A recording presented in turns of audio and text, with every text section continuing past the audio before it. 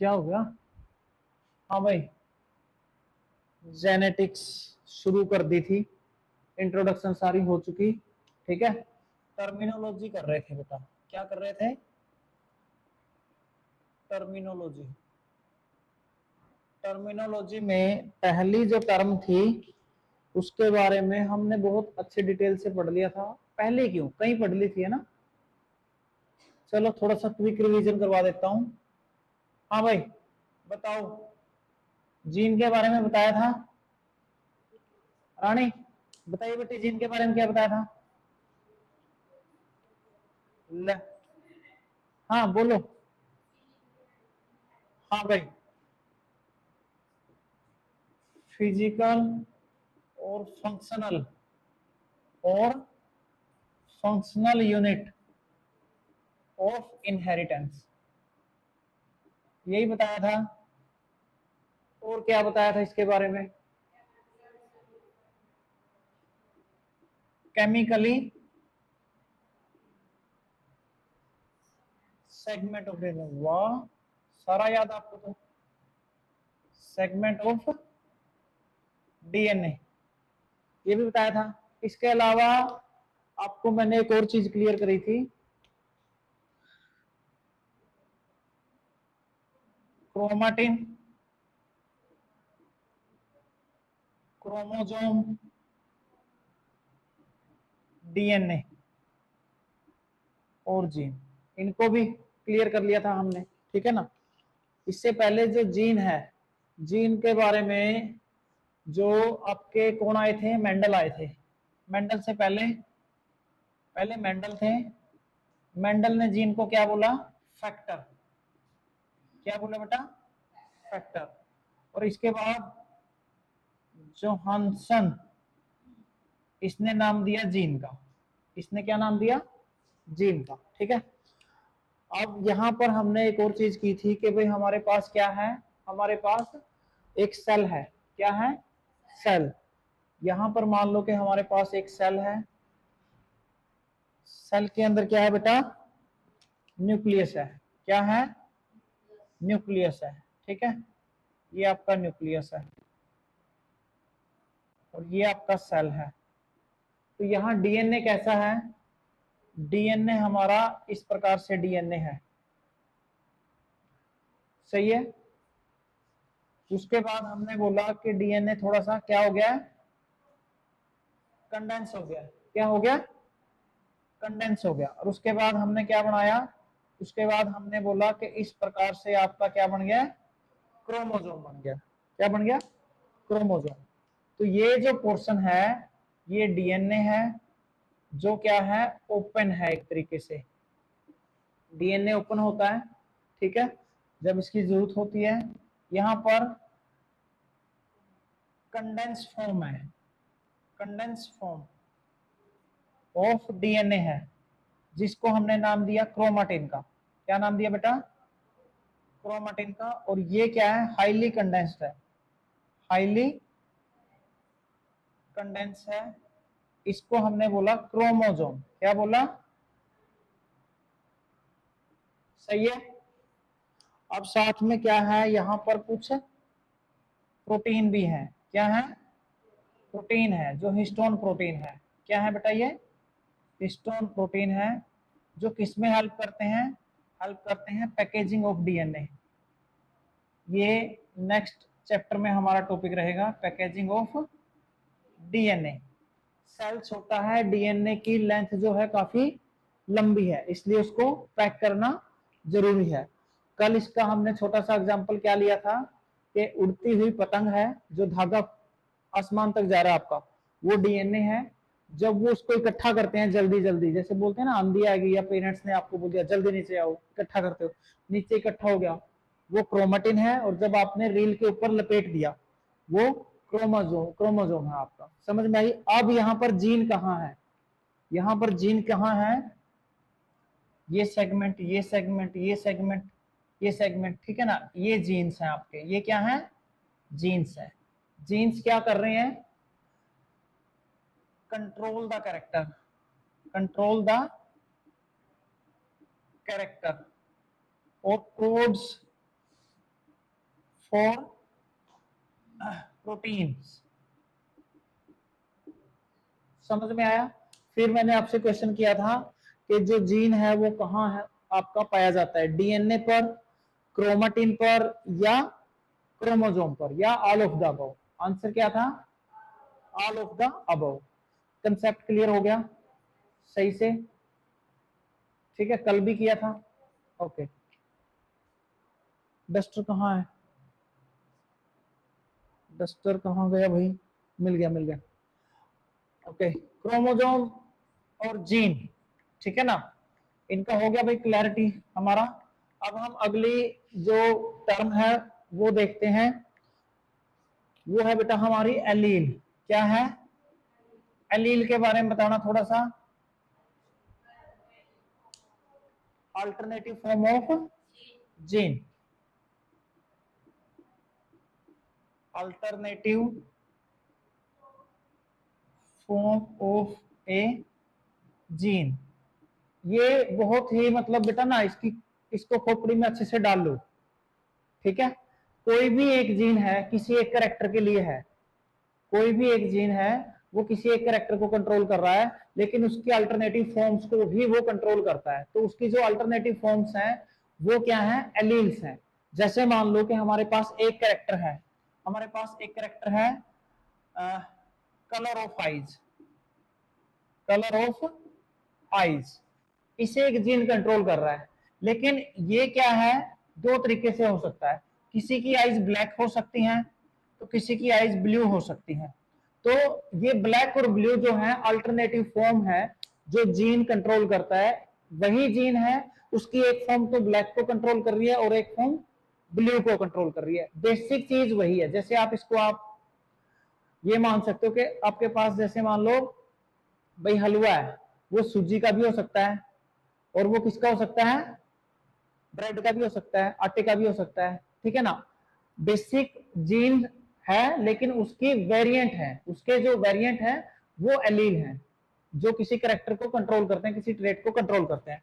तो हम इसको ये भी बोल सकते हैं कि variant of gene, variant of gene और modification in gene, modification of gene, ठीक है।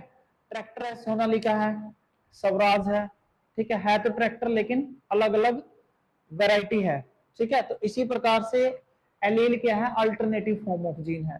जैसे टालनेस है, ठीक है ना, टालनेस का जो आपका जीन है वो हाइट कंट्रोल करता है, लेकिन उसके अंदर फिर हम देखेंगे कोई तो लंबा दिख रहा है, कोई छोटा दिख रहा है, तो उसके एलील हाइट को कंट्रोल कैसे कर रहे हैं? टाल और उसको करके। अब ये कैसे हो सकते हैं? जो एलील होते हैं वो किस प्रकार से काम करते हैं? जैसे मान लो कि हम देखते हैं डोमिनेंट एलील है, डोमिनेंट एलील है, इसको हम क्या बोलेंगे? कल बताया था, बताना थोड़ा सा, भूल गए? भूलना नहीं है। डोमिनेंट एलील में हमने क्या बोला था? When an allele express it's character by suppressing the expression of another allele। कहने का मतलब ये है जब आप अपना करेक्टर तो शो कर रहे हो और दूसरे का करेक्टर दबा रहे हो तो उसको बोलेंगे डोमिनेंट एलील। और डोमिनेंट एलील हमेशा कैसे शो करेगा? डोमिनेंट एलील हमेशा कैपिटल लेटर में शो करेगा, कैपिटल लेटर में शो करेगा। जैसे मान लो टी है, टालनेस है, कोई आदमी लंबा दिख रहा है तो इसका मतलब उसके अंदर जो टालनेस का आपका एलील है उसने क्या किया? अपना प्रभाव दिखाया है। यहीं पर एक और आता है आपके पास रिसेसिव एलील, रिसेसिव एलील, इसमें क्या आएगा? which is not able to express its effect, जो अपना इफेक्ट नहीं दिखा सकता उसको हमने बोला रिसेसिव एलील, और इसको हमेशा स्मॉल लेटर में शो करेंगे, जैसे कैपिटल, जैसे स्मॉल टी, ठीक है ना। जैसे मान लो कि हमारे पास क्या है, हमारे पास कोई पेरेंट्स हैं, हमारे पास पेरेंट्स हैं, ठीक है ना।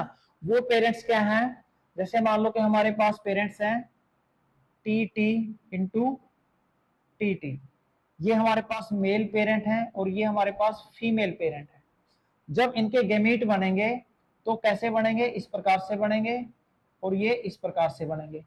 अब क्या होगा, एक गैमीट इसके साथ जा रहा है, ये गैमीट इसके साथ जा रहा है, ये इसके साथ जा रहा है और ये इसके साथ जा रहा है। तो अब यहां हम देखेंगे ये चारों के चारों जो न्यू जनरेशन है वो सारी टोल है। इसका मतलब क्या हुआ कि इस टोल के अंदर जो ये कैपिटल टी है इसने अपना जो एक्सप्रेशन है वो शो किया है, जबकि स्मॉल टी के पास भी एक्सप्रेशन है बट उसको क्या किया, सप्रेस कर दिया गया। किसके द्वारा, डोमिनेंट के द्वारा। डोमिनेंट का मतलब है अपना प्रभाव दिखाना, जिसने अपना प्रभाव दिखा दिया वो डोमिनेंट है, जिसका प्रभाव नहीं दिखा वो रिसेसिव है। वो क्या है, रिसेसिव है। अब यहां पर जो एलील होते हैं वो होमोजाइगस और हेट्रोजाइगस हो सकते हैं, होमोजाइगस और हेट्रोजाइगस, ठीक है। ओके, दो टर्म और करते हैं अभी हम, होमोजाइगस और, यहां तक हो गया था कल, है ना, हो गया था नहीं।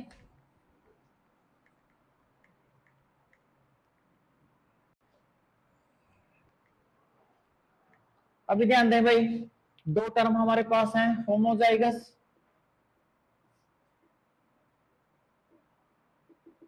पहले होमोजाइगस देख लेते हैं। होमोजाइगस में क्या है बेटा, when both the alleles are identicals,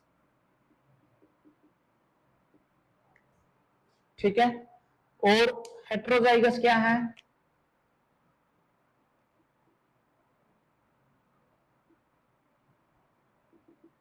heterozygous में हम बोलेंगे when both the alleles are different from each other। यहां पर एग्जांपल कैसे हो गया, टी और टी, यहां पर एग्जांपल कैसा हो गया, टी और टी। ये जो हम बोलेंगे होमोजाइगस, इसमें बोलेंगे दोनों एलील सेम रहेंगे, और जो हेट्रोजाइगस है इसमें बोलेंगे दोनों के दोनों एलील क्या रहेंगे, डिफरेंट रहेंगे, ठीक है। अगला हमारा जो टर्म है वो है फिनोटाइप। फिनोटाइप क्या होता है, जैसा नाम से ही पता चल रहा है, फिनोटाइप, ठीक है ना। फिनोटाइप को हम बोलेंगे this is the morphological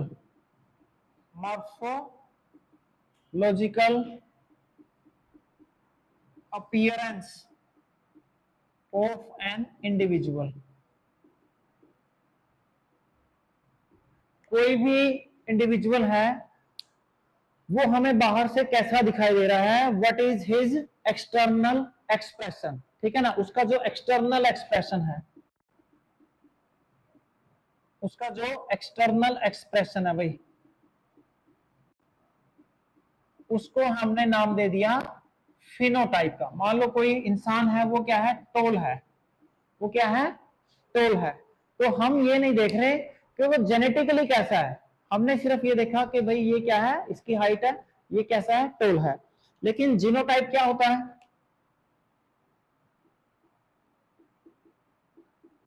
genotype का मतलब है genetic makeup, genetic makeup of an individual is called genotype, is called genotype। इसको आप समझने के लिए हम इसमें के लिए हम क्या कर सकते हैं, जैसे मान लो कि हमारे पास क्या है, ये एक पेरेंट, ठीक है, और ये एक पेरेंट्स है, ठीक है। अब हमने क्या किया, यहां से अलग अलग गैमेट फॉर्मेशन हो गया। अब ये टी इसके साथ जा रहा है, ये टी इसके साथ जा रहा है, यहां पर ये टी इसके साथ जा रहा है और ये टी इसके साथ जा रहा है, ऐसे ही जा रहे हैं। अब हम क्या देखेंगे कि यहां पर हम इसको एक और दूसरे तरीके से भी निकाल के देख सकते हैं, जिसे पुनेट स्क्वायर बोलते हैं, ठीक है ना। उसमें हम क्या करते हैं, उसमें हम एक स्क्वायर बनाते हैं, उसमें हम क्या बनाते हैं, एक स्क्वायर बनाते हैं इस तरीके से। और उसमें हम देखते हैं भाई यहाँ पर टी, यहाँ पर टी, यहाँ पर टी और यहाँ पर टी। अब ये टी इसके साथ, ये टी इसके साथ, इस टी के साथ ये टी और ये टी और ये टी, ठीक है। इसको बोलते हैं, इस बॉक्स को क्या बोलते हैं, पुनेट स्क्वायर, ठीक है। ये जो जनरेशन है इसको बोलते हैं F1 जनरेशन। क्या बोलते हैं, F1 जनरेशन।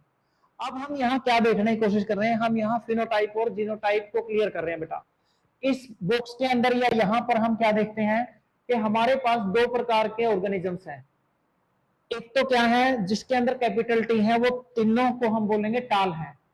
जिनके अंदर कैपिटल टी है उसको हम बोलेंगे टाल। और जिनके अंदर क्या है, दोनों स्मॉल टी है, इसको बोलेंगे ड्वार्फ। इसको क्या बोलेंगे, ड्वार्फ। तो इसमें टाल कितने हैं, 1 2 3, और ड्वार्फ कितना है, 1। समझ आई बात। तो ये आपका जो रेशो हमने यहां लिखा, ये रेशो हमारा है फिनोटिपिक रेशो, फिनोटिपिक रेशो। लेकिन एक्चुअल में क्या है, एक्चुअल में हम देखेंगे कि यहां पर होमोजाइगस एलील है। होमोजाइगस यानी कि प्योर कैरेक्टर है आपका, दोनों कैपिटल टी और कैपिटल टी है। ये एक इस प्रकार का है, दो हमारे पास क्या है, हेट्रोजाइगस है, कैपिटल टी और स्मॉल टी है, कैपिटल टी और स्मॉल टी है। और एक हमारे पास प्योर ड्वार्फ है, हेट्रोजाइगस, होमोजाइगस है लेकिन ड्वार्फ है, प्योर। तो ये, अब ये है हमारा जीनोटिपिक रेशो, जीनोटिपिक रेशो। अब देखो लंबे तो इसमें भी 3 ही है, यहां पर भी सेम है, एक ही चीज है ये। अब ये क्या है, एक है, ये इस प्रकार के कितने हैं, 2 हैं, और ये क्या है, एक है। यानी कि यहां हम F1 जनरेशन में बोलेंगे फिनोटिपिक रेशियो तो हमारा 3:1 है, लेकिन जीनोटिपिक रेशियो हमारा 1:2:1 है। हमने क्या बोला कि जो दिखता है मॉर्फोलॉजिकली उसको हमने नाम दिया फिनोटाइप का। क्या नाम दिया, फिनोटाइप का। और जो जीनोटाइप है वो क्या है, हम उसका जेनेटिक मेकअप देखेंगे, जीन कैसे हैं उसके अंदर। अब जैसे ये मान लो लंबा तो है लेकिन इसके अंदर ड्वार्फनेस का कैरेक्टर भी है। ये लंबा है लेकिन इसके अंदर दोनों जीन कैसे हैं, या दोनों एलील कैसे हैं, ये दोनों एलील प्योर है, कैपिटल कैपिटल है, यहाँ एक कैपिटल और एक स्मॉल है। तो ये जो हमने देखा ये जेनेटिक मेकअप है। और फिनोटिपिकली तो हमने सीधा देखा लंबा है, हाँ भाई लंबाई है, लेकिन जीनोटाइप में हम क्या करेंगे, उसके जीन को स्टडी करेंगे कि भाई वो होमोजाइगस टाल है या हेटेरोजाइगस टाल है। समझ आई बात, कोई डाउट, पक्की बात, ओके। ये जो टर्मिनोलॉजी है ये जैसे जैसे चैप्टर हमारा चलेगा साथ साथ यूज होती जाएगी। मिटा दूं भाई,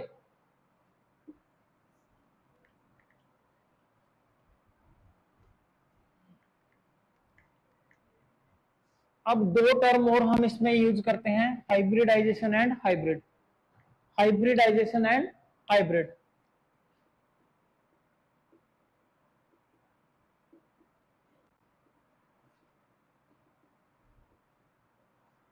हाइब्रिडाइजेशन के अंदर क्या है भाई, हाइब्रिडाइजेशन के अंदर हम देखते हैं कि हम क्या करते हैं, आर्टिफिशियली, आर्टिफिशियली, ठीक है, आर्टिफिशियली हम क्या करते हैं, एक हाइब्रिड तैयार करते हैं। यानी कि हम मान लो कोई प्लांट लेते हैं, कोई प्लांट लिया, ठीक है ना। अब हमने क्या किया, इसके अंदर एक मेल फ्लावर लिया और एक क्या लिया, एक फीमेल फ्लावर लिया। अब यहां से हमने मेल फ्लावर से क्या किया, एंथर से पोलन ग्रेन लिया, क्या लिया, पोलन ग्रेन लिया और यहां पर हमने स्टिग्मा तक इसको पहुंचाया और यहां से हमने क्या किया, न्यू प्लांट तैयार किया, न्यू प्लांट तैयार किया। तो ये जो प्लांट तैयार किया हमने इस मेथड से आर्टिफिशियली हमने क्या किया, पोलिनेशन करवाया, तो इसको हम बोलेंगे हाइब्रिड प्लांट।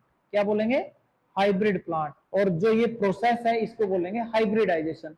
ये चीज हम क्या कर सकते हैं, ये चीज हम एनिमल्स में भी कर सकते हैं और किसमें, प्लांट में भी कर सकते हैं।